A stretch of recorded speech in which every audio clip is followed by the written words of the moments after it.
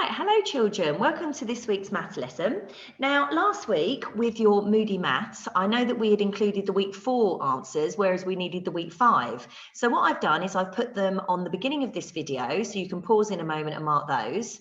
What you're going to need to do is to mark Monday, Tuesday, Wednesday and Thursdays. And because we switched the 2 Fridays over, obviously last Friday you did your board games for number day. So this week you're using your Moody Maths from week 5 and then you're going to do the Friday, Saturday and Sunday. So you can use the answers to help mark those when you have finished them on Friday. So I'm just going to share those with you now. Okay, so here are Monday, Tuesday and Wednesday. So if you want to pause the video and you can mark those. And then we've got Thursday at the top here, and then the Friday, Saturday and Sunday, you will use those on Friday when you've completed your Moody Maths for that lesson. Okay, so this week we are looking at problem solving, and we are solving problems involving arithmagons. So I'll explain that to you when we get there. But before we do that, let's start with our 5 a day. So if you pause the video now and have a go at those.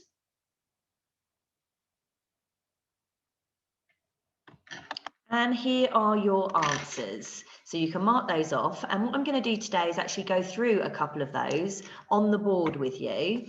So I'm just going to share my screen or stop sharing my screen. Okay, and you can see the couple that I'm going to go through with you, you had a fraction one on there. So we had 3/6. Let's move that over so you can see. Take away 2/12. Okay, and what we'll need to do here first of all is to turn both of our fractions into the same denominator. Okay, so we can see if we double 6, it will become a 12th. Okay, so we need to turn them both into 12ths. So whatever I do to the denominator, I need to do to the numerator. So if I turn that into a 12th, I need to double my 3, which will give me 6. And then if I take away, I don't need to change that because it's already in 12ths. So 2/12. Okay, so now I can do my subtraction, can't I? So 6/12 take away 2/12 equals 4/12. All right, so that was the first one I was going to do with you. The second one was the dividing by 10. So let me just take that down. So when we're dividing by 10, the number was 66.43. Okay, and when we're dividing by 10, what we need to remember is we're moving all of our digits one place. And when we're dividing, we move to the right. And when we're timesing, we move to the left. Okay, so if we were dividing by 10, then all of these digits, you've got your units, tens, you've got your tenths, and you've got your hundredths. And obviously we've got a decimal here. And then we've got our thousandths. So if we're dividing by 10, we're simply moving all of those digits by one place to the left. So our 3 would come over here. Our 4 would come over here. Our 6 would move into our tenths column. Obviously remembering our decimal point. And then our 6 tens will come into our 6 units. So your answer should be 6.643. Okay, now the last one I was going to go through with you was the percentage one. Okay, so the percentage one, we had to find 95% of 380. Now, there are different ways that you can do this, but actually, when it's such a large percentage, what I would tend to do is to make it easier for myself. First of all, I would find 10%, okay, which again is exactly the same as dividing by 10. We would move the digits by one place. So I know that that's going to be 38. And then I would because I need to find 5% because I'm going to take that away, I would then find my 5% figure, which is half of that, which would be 19. So now that I know this, okay, I can take my 5% figure, okay, away from my 100% figure, because I'm trying to find 95%, aren't I? So 95% of 380. So what I would then do is 380 take away 19. Okay, and you can see 0 can't take 9, so I'm going to need to borrow.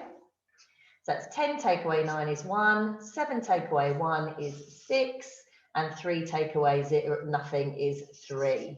So that's what I've done, is I've found 5% and taken it away from my 100% figure, because I need to find 95% of the amount. And that is how I found my 361. Okay, so hopefully you may have used different methods to find those, but there's 3 of the 5 a day I've gone through with you. If you want to check the rest of your answers, then you can go back on the video. Okay. So there's the answers again, just to check those, so you can have a look at the other 2. Hopefully they're a little bit more self-explanatory. That's why I've gone through those 3 with you there. Okay, so back to Arithmagons. Now, we are going to first of all do our Moody Maths, and as normal, we've got 7 minutes to do it. Take your time and have a go at the answers. Any you're not sure, you can check the answers and work your way back. So pause the video now, off you go.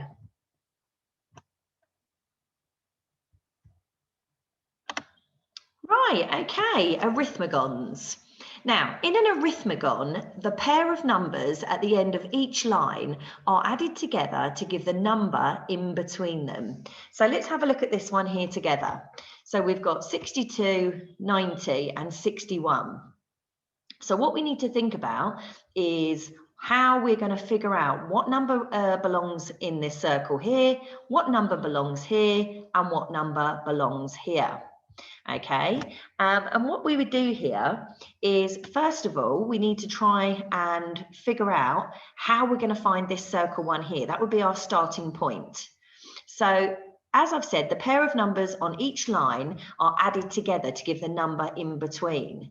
So if I know that this number and this number equal this number, I need to do the inverse here, don't I? So that plus that equals that. So that take away that will have to equal this, okay, because I know that both of these 2 numbers added together make this number in the middle. So let's have a little look at what we need to do. So first of all, we would start off by 90, take away 62, and that would give us 28. So I know I would put my 28 here, because 62 plus 28 equals 90. Okay, and then second step, let's have a little look at the completed one together. You can see you've done 61, take away 28, which will then give you the missing circle here, which is 33. Once you've got that, you can then look at these 2 numbers, which are 62 and 33, because obviously our square's missing. And if you add those together, you can see that the answer would be 95.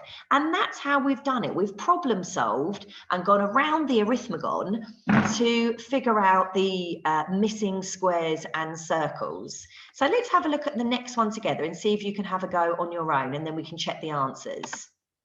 So here is another arithmagon. You've got an 85, so that means the 2 circles equal the 85. You've got a 66, so that means these 2 circles equal 66, and then you've got 2 gaps here.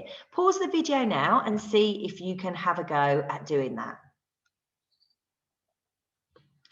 Okay, hopefully you will have done these calculations. So you can see, first of all, we've got 2 numbers here together, so that's a really good starting point with an arithmagon. So you do 66, take away 27, which gives you 39, which will be in the circle, missing circle here. Okay, then we can try and figure out what this missing circle is by doing 85 take away 39. I'm just going to reveal the rest of the answers. As you can see, 85 take away 39 will tell us that this one up the top here is going to be 46. And then finally, you would have a 46 and a 27, add those together, and then you can see that that is going to be 73. So if you need to go over this a little bit more, you can pause the video and go back and re-watch that. But hopefully you can see the different steps and problem solving skills you need to do to figure out the arithmagons. Right, one more. Pause the video and have a go at this one. Okay, hopefully you will have had these workings out. So again, we can see we've got a 98 and a 31. So that's always your good starting point when you've got the two numbers together. Take those away and that will give you your number here, which will be 67. Let's have a look at it all together. You can then see you've got a 67 here, so you would take your 33 away from your 67 to give you the missing number here, which will be 34.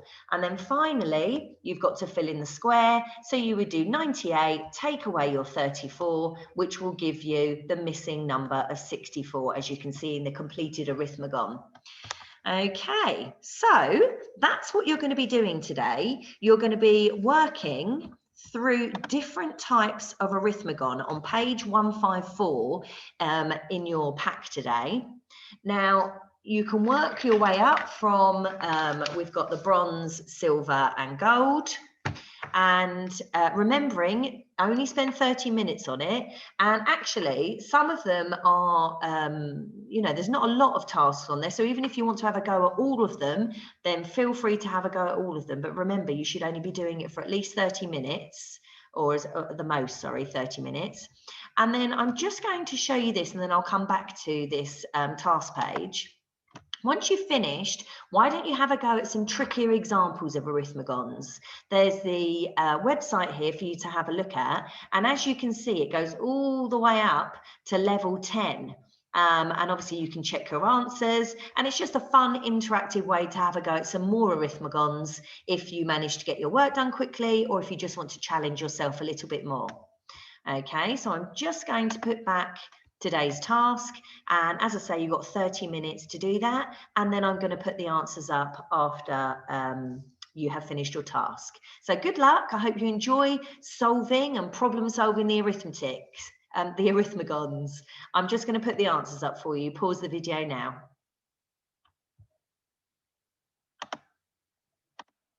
Okay, here are the answers.